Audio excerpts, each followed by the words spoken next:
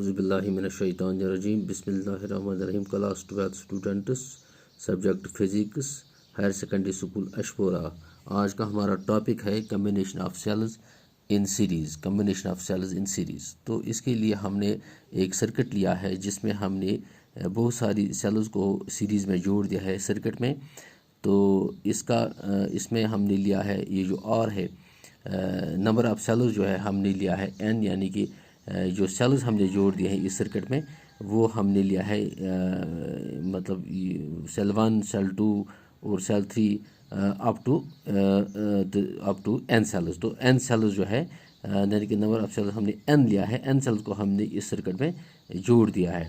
तो हर एक सेल का ईएमएफ जो है वो हमने ई लिया है और टोटल इंटरनल रेजिस्टेंस जो है ईच सेल का वो हमने आर लिया है।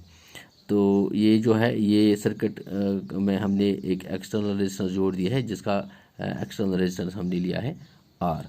तो इस सूरत में जो करंट यहाँ फ्लो होगी वो करंट जो यहाँ से पास होगी वही करंट है वो जो है वो यहाँ इस सीरीज़ ऑफ सेल में पास होगी।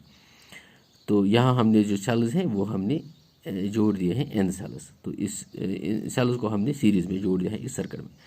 तो इस तरह से यहाँ जो करंट फ्लो होगी इसमें तो वो होगी EMF of the total EMF of the cells divided by total external resistance plus total internal resistance.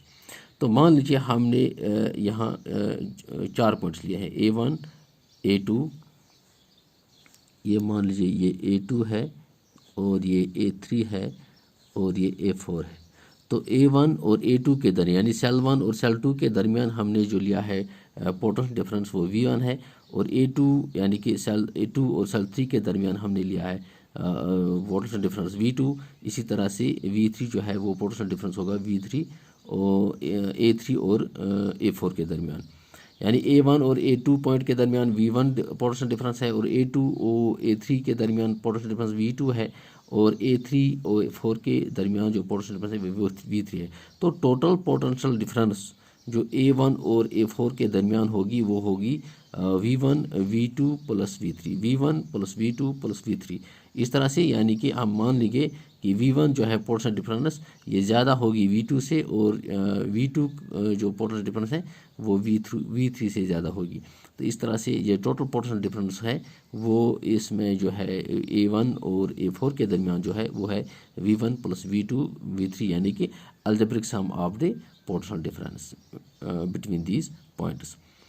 तो इसमें से हमने जो टोटल ईएमएफ जो है सेल्स का वो टोटल ईएमएफ है हर एक सेल का ईएमएफ ई है। तो यहाँ हमने कितने सेल्स जोड़ दिए हैं वो हमने जोड़ दिए हैं एन। तो इस तरह से टोटल ईएमएफ जो सेल्स का इस सर्किट में है वो है एन ई, यानी कि number of cells into EMF of E cell.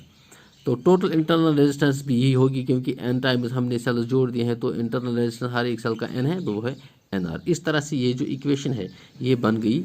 आई जो करंट फ्लो होगी इस सर्किट में वो है N E divided by N R, यानी कि total resistance plus external resistance.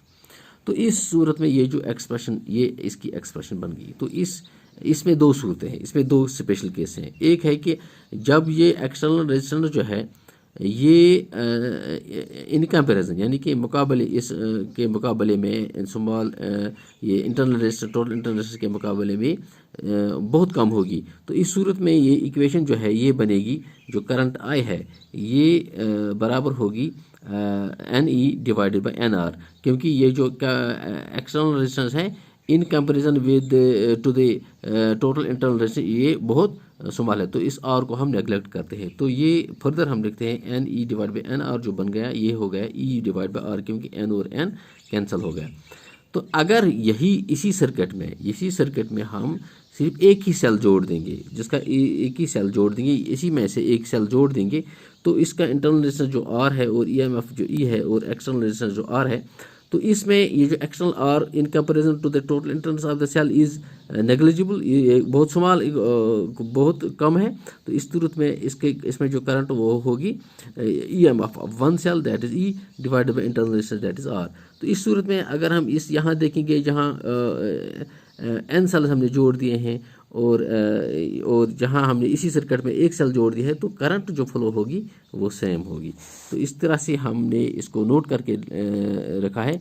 When the external resistance is negligible in comparison to the internal resistance, the current due to a number of cells, यानी कि बहुत सारे sales जो हमने जोड़ दिए हैं, यहाँ जो बहुत सारे सेल्स हमने जोड़ दिए हैं, तो वो connected cells, number of cells connected in series is same as the current due to a single cell, यानी कि एक सेल से जो करंट यहाँ पास होगी वही करंट जो है वो बहुत सारी सेल इन सीरीज जो हम जोड़ देंगे यहाँ पास होगी। किस केस में? When the external resistance is very small in comparison to the total internal of the cell. तो सेकंड केस जो है इसका, सेकंड केस उसमें जो है वो है